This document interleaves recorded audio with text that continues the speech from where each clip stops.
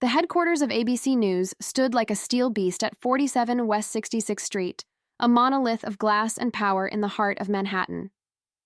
It wasn't the tallest nor the most extravagant building in the city, but it didn't need to be power, didn't have to scream it, only had to exist. And here, behind these walls, narratives were crafted. Reputations were made and unmade, and public opinion was carefully sculpted with the precision of a master artist. The 12th floor overlooked Central Park, its green expanse sprawling in the distance, a stark contrast to the controlled chaos inside the newsroom, hummed with energy, a constant flow of information, angles, and strategies somewhere beyond those glass walls. America believed in the sanctity of journalism, in the idea that the people who occupied these offices were seekers of truth, but inside the reality was much simpler. Truth was irrelevant. What mattered was control. For 25 years. The View had been more than just a talk show. It had been a fortress, a cultural weapon wielded with precision by those who understood the true nature of influence. It was a place where opinions were shaped, where dissent was either drowned out or turned into spectacle. Politicians, celebrities, activists, anyone foolish enough to step onto its stage without the right allegiances had learned this the hard way, and no one understood this game better than Joy Behar. She had been here since the beginning. She had seen co-hosts come and go, but she had remained a constant force, a seasoned warrior in the trenches of daytime television. She didn't just debate. She dominated. She knew the tricks, the rhythms, the art of interruption. She knew how to cut off an opponent before they landed their point, how to shift the conversation mid-sentence, how to make an accusation and move on before the target had a chance to defend themselves. It wasn't about the facts. It was about winning in a conference room just off the main studio. A meeting was already underway.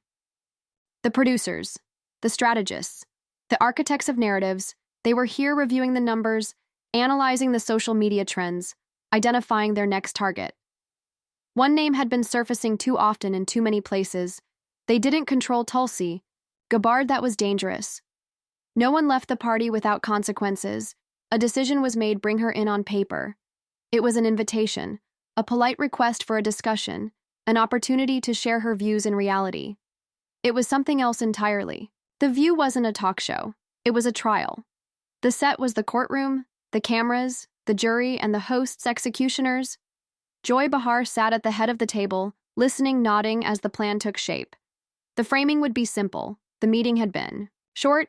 It didn't need to be long. The decision had already been made before anyone sat down. Tulsi Gabbard was a problem she wasn't supposed to be. She had started in the right places, said the right things, worn the right jersey, but somewhere along the way she had stopped following the playbook. She had started thinking for herself, speaking for herself. That could not be tolerated. Not here, not in a system built on obedience, disguised his values. She was gaining traction in the wrong places, the wrong networks, the wrong conversations. People who weren't supposed to like her were starting to listen. People who weren't supposed to trust her were starting to believe that was dangerous, that was contagious. They wouldn't allow it to spread. She needed to be handled properly publicly. No one said the word destroy, but it didn't have to be said. It was in the air. In the way the producers exchanged glances, the way notes were scribbled in margins, the way Joy Behar leaned back in her chair. Expression unreadable, but eyes sharp, assessing they had done this before, and in a few days they would do it again. It was a formula. It had worked before. It would work again. The meeting wrapped. The invitation was sent. Joy Behar leaned back in her chair, a slow smile curling at the edge of her lips. She had done this before, and in just a few days she would do it again. The email arrived at 6:42 a.m. Just as the first streaks of sunlight broke over the Pacific, the subject line was simple, formal invitation to appear on The View, but Tulsi Gabbard had spent enough time in politics to know that the real message was never in the subject line. It was in the spaces between the words, in the way the invitation was framed, in the timing of it. She set her coffee down, exhaled slowly. She had expected this for months. She had been a growing anomaly in American politics, a Democrat who refused to conform, a veteran who spoke out against the very wars her party had championed, a woman of color who wouldn't recite the approved scripts she had built her career, not by playing along, but by challenging. The establishment, and now the establishment was pushing back. The View was not a discussion platform, it was a battleground disguise. As a coffee table conversation, she had seen what they had done to others. Before her watched the way they set the traps, manipulated the edits, framed the questions so that the answer didn't matter. Only the reaction did, and now they wanted her. She clicked open the email. The words were polite, carefully chosen. "We would love to have you on to discuss your views on the current political landscape, your experiences in the military, and your vision for the future of America." She almost laughed. They didn't want her vision, they wanted her blood. The coffee had gone cold. She leaned back in her chair, staring out at the ocean beyond her balcony. Hawaii had always been her refuge, a place where the noise of Washington couldn't reach her. But even here, she could feel the weight of what was coming. There was a choice to be made. She could ignore the invitation. It would be the safe move, stay out of their crosshairs, refuse to give them the ammunition they needed. But that wasn't who she was. She had fought in actual wars, had walked through sandstorms carrying the weight of a rifle, and the knowledge that life and death were separated by mirror television. Studio wasn't a battlefield, but the fight was the same. She would go, not because she was naive, not because she believed in a fair conversation. She would go because she refused to let them dictate the terms of the fight. Her mind was already working. Replaying the past episodes, she had studied the patterns of interruption, redirection, strategic outrage. She had watched Joy Behar long enough to know her tactics, the quick jabs, the smug dismissal, the ability to twist a guest's own words into a noose before they even realized they were hanging. She wasn't walking into an interview. She was walking into an ambush. But the thing about war, if you know you're walking into an ambush, you don't walk. In blind, you set your own traps. She picked up her phone, dialed a number. "I need everything they've got. Every time they pulled this before every clip, every interview. If they're preparing for me, I'm preparing for them." She hit send on the email. Reply. She was going to the View, and she wasn't going to lose. The stage was set. The lights blazed down hot and merciless, reflecting off the polished floor of a studio where millions of Americans had been trained to believe they were watching honest discussion. At the center of it all, Tulsi Gabbard sat like a sculpted masterpiece, flawless in her presence, her form, her stillness. A royal blue suit, tailored to perfection, wrapped around a frame that carried both the grace of a stateswoman and the hardened discipline of a soldier. Not a wrinkle, not a crease. Only precision, only control. Dark silken hair fell just past her shoulders, framing a face that had seen war, that had seen death, but had never once shown fear. And then there were her eyes. Still as water, deep as an abyss, the kind of eyes that swallowed deception before it could even form. She was an anomaly here. Across from her, Joy Behar sat in the center chair, her red curls catching the light like a wildfire barely contained. I was flanked by her co-hosts, a cacophony of sequins color and artificial confidence. A flock of parrots perched around their queen.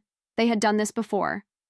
Many times they knew their role, and today the role was simple. Destroy. Tulsi Gabbard. The applause thundered. Hollow and mechanical, like an audience clapping on command, because they always were. Bear leaned forward slightly, a predator assessing its prey. She didn't waste time. "Are you surprised by the impeachment inquiry?" Into the president, a simple question, a neutral question. But Tulsi knew better. It wasn't a question. It was a loaded gun carefully placed on the table. Safety off. If she defended Trump, even in the smallest way, she would instantly be branded as a fascist, a puppet of the right, a traitor to democracy. If she attacked Trump, she would sever her support among the millions of Americans who had come to trust her as an independent voice, a leader who wasn't playing for either team. No answer was safe, but Tulsi didn't come here looking for safety. She held Bear's gaze unshaken. Then she smiled. Not a smile of amusement, not a smile of submission, a smile sharper than steel, the kind of smile that lets you know the trap has failed. "I think the real issue here," she said, her voice steady, unwavering, "is the dangerous precedent of weaponizing the justice system for political gain, when our legal institutions are used as tools to serve those in power, rather than the people. They cease to be institutions of justice." At all, the blade struck deep. Bear cut in immediately. "No, but do you think Trump deserves to be impeached? A clear redirection." She couldn't let Tulsi dictate the pace, but Tulsi had seen it before. She had seen this tactic in the war rooms of Washington, in the back rooms of politics, and on the battlefield. where hesitation meant death. She turned her head slightly, still calm. Still measured her eyes locked onto Behar's. The game was on. Joy Behar wasn't smiling anymore. The script had called for laughter, for mockery, for the kind of theatrical disdain. That made daytime television feel like a gladiatorial arena. But Tulsi Gabbard had just walked through fire without so much as a flinch, and that wasn't in the script. So now it was time for the real fight. Joy shifted slightly in her chair. Not enough for the audience to notice, but enough for Tulsi to read the change in the air. The opening round had ended. Now came the blood sport. Some people say you're a Russian asset, a Trojan horse. The words left her lips like a guillotine blade, clean and merciless. A hush swept through the studio, thick and weighted. It was the kind of silence that came when something truly vicious had just been let loose into the wild. The camera zoomed in, hunting for a crack in Tulsi's expression, a tremor in her, and a hesitation in her breath. They found nothing. "I am a patriot," she said. "Calm, absolute, unyielding. I gave my youth to serve this country, to protect it, to defend it. No one will ever take that away from me." Joy felt it a misfire, a failed detonation. Tulsi was supposed to stumble, supposed to scramble for footing, but instead she had turned the accusation into a declaration of defiance, for the briefest moment. Joy's fingers twitched against the desk, a crack in the armor, then just as quickly. It was gone. Joy tilted her head just slightly, a flicker of something unreadable in her eyes. "You're good," she thought, lips curling into the shadow of a smirk. "But this is just the warm-up. Let's see how long you last beneath Tulsi's seat." The ground was shifting, though no one could see.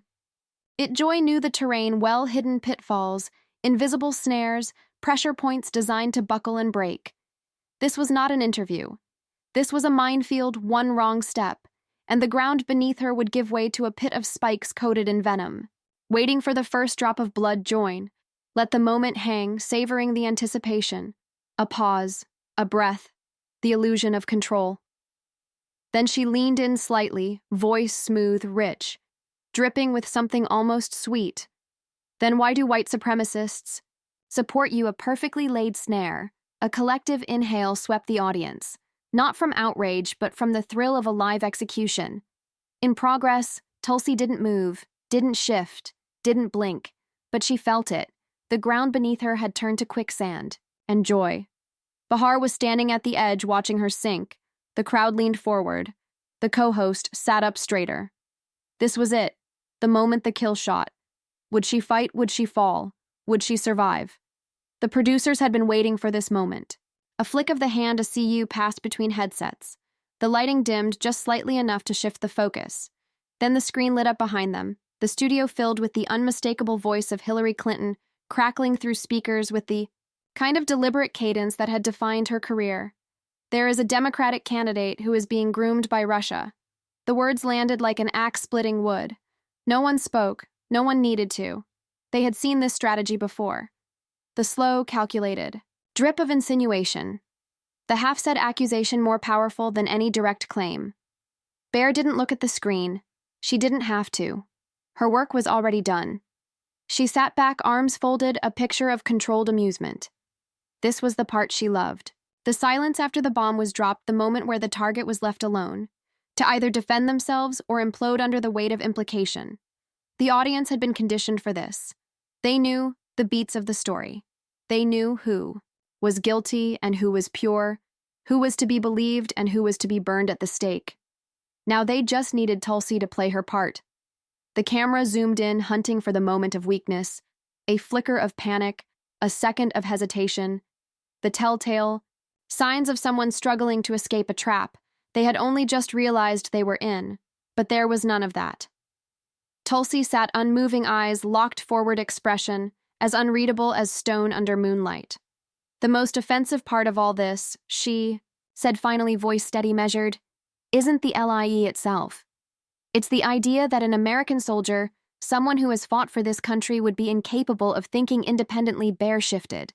But she wasn't the only one. Sunny Hostin leaned forward. A former federal prosecutor, she had sat through enough depositions to recognize a suspect avoiding direct contact with the truth.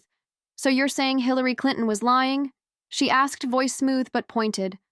Tulsi turned to her just slightly, her expression did not change. I'm saying that anyone who believes in democracy should be disgusted by the idea that questioning our foreign policy makes someone a traitor. A murmur rippled through the audience, not quite applause, not quite disapproval. Something uncertain Bear took the opening. She couldn't let the tension break. But Tulsi, let's be honest here. Your views do line up with what the Kremlin says, don't they? Before Tulsi could respond, Sarah Haynes joined in, her voice softer. But no, less cutting. It's not just about questioning foreign policy, though. It's about why certain people support you: Richard Spencer, Franklin Graham. People who aren't exactly known for being friendly toward democracy. Why do they see you as an ally? This was the real trap, the association game. The tried and true, if bad people agree with you, then you must be bad too. Strategy. The script was clear. Either she defended herself, which would sound defensive, or she disavowed those supporters, which would look like backpedaling. Tulsi exhaled slowly, her first visible sign of reaction. I can't control who chooses to support me. What I can control is my own actions, my own words, and my record, which speaks for itself. Hostin wasn't satisfied, she pressed on. But don't you think it's worth acknowledging that when people like that support you, it raises questions this time? Tulsi turned fully toward her. There was no warmth in her gaze. Do you think it raises questions when someone like Louis Farrakhan praises Barack Obama? A sudden shift, a pivot so sharp that for a fraction of a second, there was true, unfiltered silence. Bear's lips parted slightly, but she didn't interrupt this time because she knew Tulsi had just played their game better than they did. She had taken the same trap, flipped it over, and placed it at their feet now. The audience was watching them, waiting for response, waiting to see if they could wriggle out of the snare they had laid. Bear's jaw tightened. She needed to regain control. Let's not equate, no. Let's, Tulsi's voice cut through, even unshaken, let's talk about the fact that this game of guilt by association is only ever played in one direction. Let's talk about how some people get a pass, while others are branded for life. Let's talk about how this isn't about who supports me. It's about whether or not people like you think I have the right to think for myself. And just like that, the ground shifted beneath their feet for the first time since the show began. It wasn't Tulsi who was struggling for footing. It was them. Tulsi smiled. Not the forced, nervous smile of a politician dodging a bullet. This was different. This was the smile of a woman who knew she had just flipped the board. A smile that, if she wanted, could have melted. Hearts could have disarmed men, could have made kings bend the knee. But today she wasn't using it to charm. She was using it to fight the room around her, shifted not physically but in energy. The balance of power so carefully maintained by the view's hosts was slipping through their fingers like sand. Ingchi was no longer the prey, she was the predator now, and the first shot had already been fired. I was in Iraq. She didn't have to raise her voice. She didn't have to command attention because those words all alone changed everything. No one else in this room could say them, not Joy Behar, not Sunny H., not Sarah Haynes, not any of the women perched around this table waiting to tear her apart. They had never seen war. They had never walked through dust-filled streets hearing the distant thunder of artillery. They had never held a dying comrade's hand, whispering that help was coming when they both knew it wasn't. They had never buried the dead and then had to smile for the cameras as if nothing had happened. Tulsi had lived all of it, and now they would have to answer for it. I saw the destruction caused by her policies. A weight dropped in the room for the first time all morning. No one interrupted her, not because they wanted to hear what she had to say, but because they didn't know how to stop her from saying it. The camera cut to Bear. She was losing her confidence. Her shoulders stiffened. Her fingers curled slightly against the table. Not enough for the audience to no notice, but enough for Tulsi to see. And that's when Tulsi knew she had struck the nerve. Hillary Clinton pushed us into a war we had no business being in. It was no longer a debate. It was an indictment, and not a single one of them could refute it. Tulsi didn't hesitate. She pressed forward. I saw the faces of the soldiers, young men and women who believed they were fighting for something good, something right. They trusted the people in power. They believed, leave the promises. The camera paned. To the audience, a few shifted in their seats, and I saw them die for the first time since the show started. The silence was absolute. No quips, no snark, no interruptions, because this was not politics anymore. This was war. I bandaged my friends as they bled because of bad decisions made in Washington. I watched families torn apart. I saw innocent lives turned into statistics, and I know exactly who made that happen. Bear blinked. She felt it now, the control she had wielded so effortlessly. So confidently, it was slipping. This wasn't about grilling Tulsi anymore. This was about whether they could even make it through this segment alive. She is not a hero, Tulsi said, voice steady as steel. She is not a great leader. She is someone who sent Americans like me to fight and die in a war that never should have happened, and now because I speak out, I'm the one called a traitor. The audience wasn't just silent, they were thinking the air had shifted, and for the first time, Tulsi wasn't playing by their rules anymore. She had rewritten the game. Bear could feel it slipping through her fingers, the invisible threads of control she had so carefully woven, unraveling with each passing second. She had played this game for years, perfected the rhythm of attack, redirect overwhelm, mastered the art of making. Her targets stumble before they even realized they had stepped into a trap. It had always worked before, but not today, not with her. Tulsi wasn't stumbling. She was standing taller. She wasn't scrambling to defend herself. She was leading the charge. And with every sentence she spoke, with every calm, unshaken retort, Bear's grip on the narrative weakened. She knew what she had to do when the script failed. When logic couldn't contain the wildfire, there was one last move. Interrupt, dominate, drown. Her out, and so she did. But Tulsi. Well, what you're not acknowledging, the real issue is the words tripped over each other in rapid succession, a flurry of attempted interruptions, not meant to clarify, not meant to engage, only meant to disrupt. She was throwing everything she had at Tulsi now, not with the precision of a strategist, but with the panic of a gambler who has realized far too late that she has bet it all on a losing hand, and yet the more she spoke, the more obvious it became. No. One was listening. The audience wasn't nodding along anymore, wasn't gasping at her. Well, rehearsed indignation wasn't reacting the way they were supposed to. Instead, they were watching Tulsi. Not just watching, leaning in, there was something different. In the air, now something Bear could not stop, could not redirect. Tulsi wasn't just holding her ground, she was commanding the space, and she knew it. She didn't look at Bear. She didn't even acknowledge the interruptions. She looked past her, past the table, past the bright, overproduced stage, past the carefully framed narrative designed to suffocate her. She turned her head straight to the camera, straight to the American people. Her voice didn't rise, didn't strain, didn't need to. The American people deserve the truth. She let the words sit, let them settle, let them breathe. Not theatrics, not political theater, not this. She gestured subtly, not at herself, but at the circus around her. And just like that, the illusion cracked. The audience felt it, the shift. The awakening. For the first time all morning, the applause wasn't orchestrated. It wasn't the polite, obligatory reaction of a crowd conditioned to clap when the light signaled them to. This was different. This was real. Bear's spine stiffened at the sound. Louder, stronger than any response she had received all morning. It rattled against the walls of the studio, swallowed the last remnants of her control, and left her exposed for what she was: not the gatekeeper, not the authority. Just another figure sitting at a table that wasn't hers anymore. She tried one last time. One last desperate grasp at the narrow narrative. She straightened in her chair, took in a quick breath, opened her mouth, but it was too late. The moment had already passed. The show was no longer hers. It belonged to Tulsi and the people watching at home. They knew it. The war didn't end when the camera stopped rolling. If anything, it was just beginning outside the studio. The air was electric charged, with something raw, something uncontrollable. Tulsi had walked in alone, but she wasn't alone anymore. The internet had seen everything. The clips spread like wildfire, bouncing across screens, filling timelines, sparking debates, igniting something that the View's producers had not anticipated. They had expected another routine takedown. Instead, they had started a revolution. The headlines came fast, but this time they weren't on the View side. The View ambushes, Tulsi Gabbard and fails. Joy Behar loses. Control as exposees, Iraq war lies.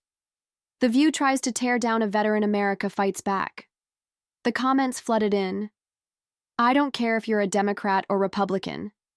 This was disgusting. They thought they could break her. They just made her stronger. She walked in as a guest and walked out as a leader, and then the moment that sealed it, a single tweet from Tulsi Gabbard. No theatrics, no self-congratulation, just a promise. I will keep fighting. The American people deserve the truth, a simple sentence, but one that landed like a battle cry. The numbers skyrocketed. Retweets, likes, comments. All pouring in faster than the algorithms could keep up. This wasn't just a moment, it was a shift. The View had expected submission. Instead, they had awakened something, much bigger than Tulsi. This wasn't just about her anymore. This was about everyone who had been silenced, dismissed, gaslit by the media machine. This was about the soldiers who had bled for a war they were later told to forget. This was about the citizens who had been mocked for daring to ask questions. This was about a system that had dictated what people should believe, and the first cracks forming in its foundation, the battle lines had been drawn, and Tulsi, she was just getting started.